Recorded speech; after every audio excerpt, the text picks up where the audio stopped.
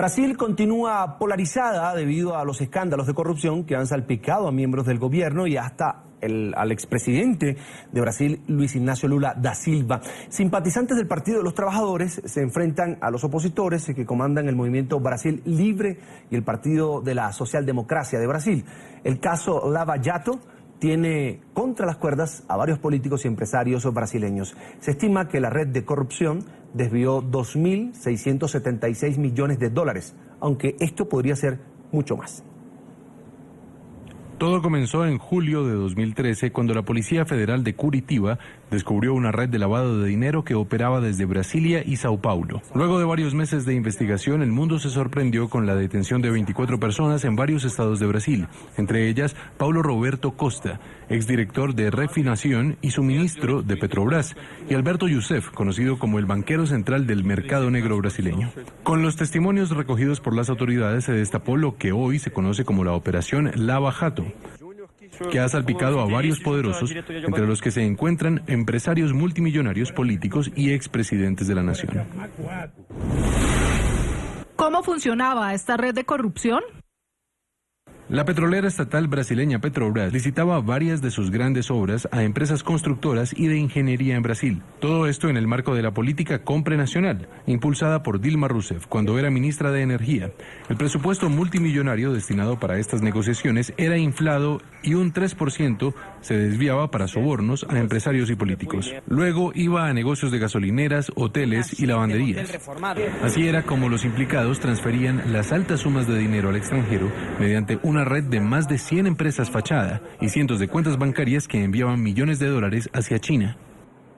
Entre los condenados por este caso está Marcelo Odebrecht, expresidente de la constructora que lleva su apellido y considerado uno de los hombres de negocios más poderosos del gigante sudamericano. Un tribunal lo sentenció a 19 años y 4 meses de prisión por delitos de corrupción pasiva, lavado de dinero y asociación para delinquir. La justicia ha condenado en primera instancia a 70 personas.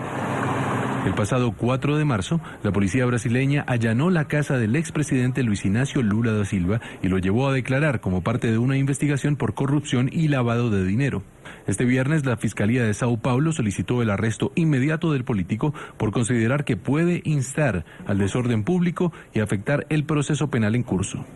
En esta parte del programa quiero saludar a Santiago Pérez, licenciado en Relaciones Internacionales y director del portal de análisis político equilibriointernacional.com. Nos acompaña desde Sao Paulo, Brasil. Una buena tarde, gracias por estar con nosotros. ¿Qué tal? Buenas tardes, muchas gracias por la invitación al programa. Bienvenido. Tu lectura de lo que vimos hoy en las calles de Brasil. Más de 1 millón de brasileños exigiendo, gritándole a Dilma Rousseff, renuncie.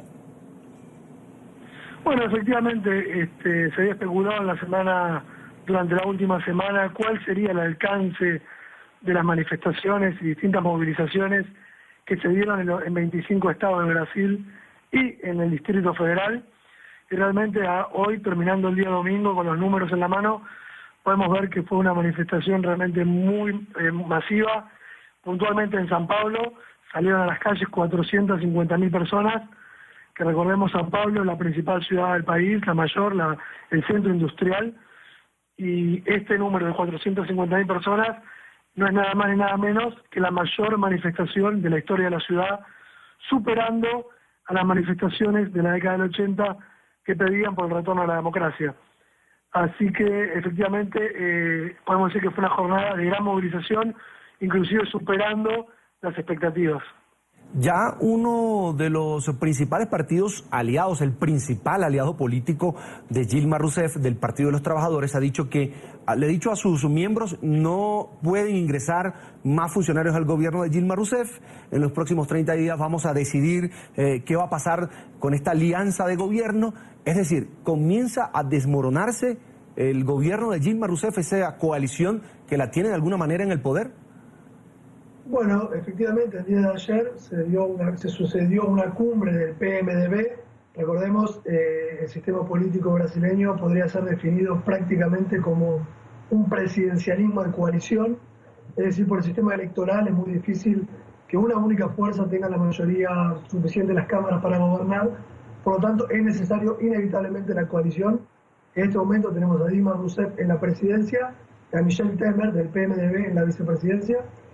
El PMDB se reunió el día de ayer sábado y la conclusión del partido fue exactamente esta, que el partido no aceptaría nuevos cargos ministeriales en el gobierno, de alguna manera poniendo en pausa la alianza con el Partido de los Trabajadores, es decir, el que está hasta ahora en un ministerio se mantiene, pero no se aceptan nuevos cargos, y se da un plazo para una nueva reunión donde se definirá si definitivamente el PMDB abandona de forma definitiva al Partido de los Trabajadores.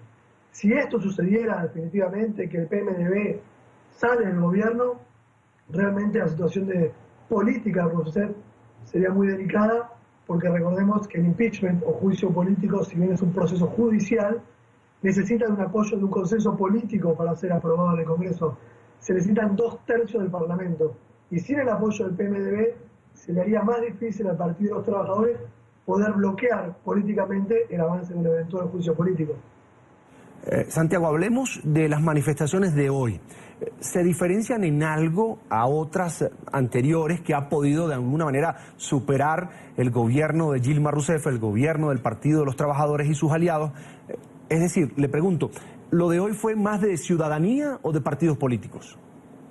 Me parece que las manifestaciones de hoy tienen un condimento adicional, porque si bien los titulares de los medios y principales análisis hacen directa alusión a la delicada situación judicial del expresidente Lula, como de otros altos directivos del Partido de los Trabajadores, me parece que esto está cruzado por la fuerte crisis económica que atraviesa Brasil.